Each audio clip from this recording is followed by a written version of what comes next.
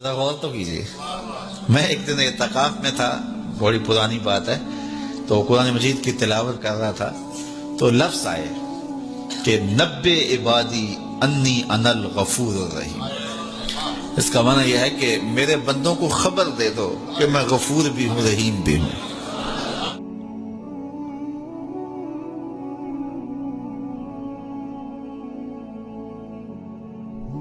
تو پہلا حق قرآن مجید کا اس پر ایمان لانا ہے، اور اس کے تقاضوں سمیت ایمان لانے سے دنیا آخرت کی برکتیں نصیب ہوتی ہیں. اور قرآن مجید کے ساتھ جو باطنی تعلق ہے جب وہ مضبوط ہوتا ہے تو پھر اس کے صلے میں قرب الہی کی دولت نصیب ہوتی ہے. جب اس کے ساتھ تیقن پیدا ہو جاتا ہے، یہ تیقن ہی من میں روشنیاں پیدا کر دیتا ہے. دوسرا حق اس کتاب کا یہ ہے کہ اس کو صحت لفظی کے ساتھ تلاوت کیا جائے. قرآن مجید کی تلاوت من کے روگ مٹاتی ہے، من کے میل گوا دیتی ہے، اندر کی ستھرائی کا سامان ہوتا ہے. اقبال کہتا ہے تو نہ دانی کہ سوزے کراتے تو دیگر گوں کر تقدیر عمر را. میری بہن تو نہیں جانتی، جب تو بہن ہو کے قرآن پڑھے تو عمر کی تقدیر بدلتی، اور جب تو ماں ہو کے قرآن پڑھے بیٹا نیزے کی نوک پہ قرآن سناتا ہے. تو یہ قرآن من میں سویرے، من میں روشنیاں اتارتا ہے. ادھر قرآن پڑھا جا رہا تھا، ادھر عمر کے دل کے میل دھج رہے تھے. تو تلاوت من کے روگ مٹاتی ہے، من کے میل دور کر دیتی ہے، اور تلاوت کرنے والا راحتوں کے ایک جہان میں آباد ہو جاتا ہے. اسی لیے میرے حضور نے فرمایا اتل القرآن وابکو، قرآن پڑھا کرو اور قرآن پڑھتے ہوئے رویا کرو. فَإِن لَمْ تَبْكُوا فَتَبَاكُوا، اور اگر رونا نہ آئے تو رونے کی کوشش کیا کرو. حضرت داتا صاحب سے پوچھا گیا حضرت اگر رونے کی کوشش کریں پھر بھی رونا نہ آئے، فرمایا پھر مقدر پہ رویا کرو. اتنے سنگ دل ہو گئے ہو تمہاری آنکھیں آنسوں کا خراج نہیں دیتی. تو اس قرآن کی تلاوت سے من ستھرا ہوتا ہے، من پاک ہوتا ہے. جب تک نہ ہو تیرے دل پہ نزول کتاب، گرا کشا ہے نہ راضی نہ کشاف. دل پہ جب اترے، جب یہ محسوس کرے. دیکھو حضور کی وساطت سے رب نے مخاطبہ کیا ہے.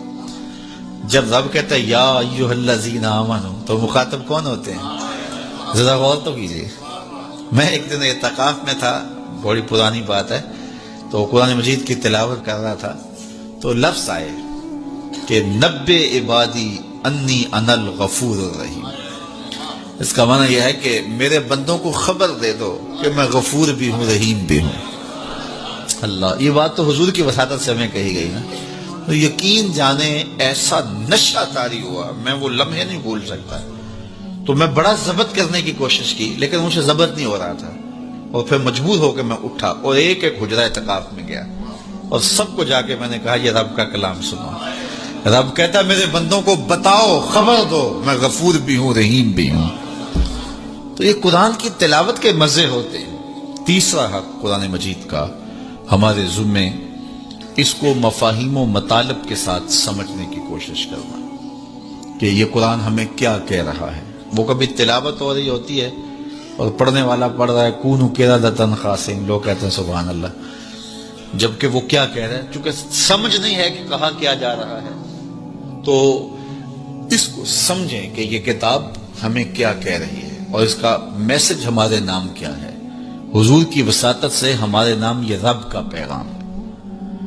آپ کے نام کوئی کسی امبیسی سے خط آئے اور وہ آپ کی زبان میں نہ ہو اور آپ اس زبان کو جانتے نہ ہو، تو کیا اس کو چوم کے رکھ دیں گے یا اتنی دیر تک مطمئن نہیں ہوں گے جب تک اس کے مندرجات معلوم نہیں کر دیں گے؟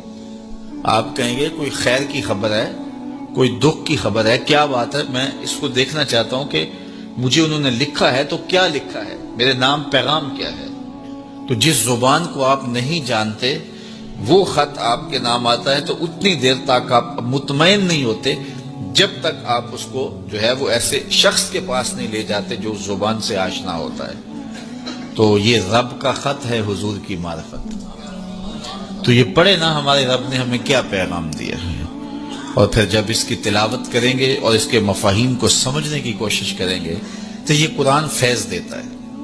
یہ قرآن اپنے مخاطب کو، یہ تو خالی پڑھا جائے پھر بھی فیض دیتا ہے، بلکہ خالی پڑھا نہ جائے، دیکھا جائے پھر بھی فیض دیتا ہے. اس کو دیکھ بھی لیا جائے، اس کے سننے سے فیض ملتا ہے، اس کے پڑھنے سے فیض ملتا ہے، اس کے دیکھنے سے فیض ملتا ہے، اس کے سمجھنے سے فیض ملتا ہے، اس کا درس دینے سے فیض ملتا ہے، اس کا درس لینے سے فیض ملتا ہے۔ یہ تو سراپا فیض ہے، یہ تو روشنیوں کا منبع و مصدر ہے۔ اس کتاب سے جڑنے والا دارین کی سعادتیں پاتا ہے۔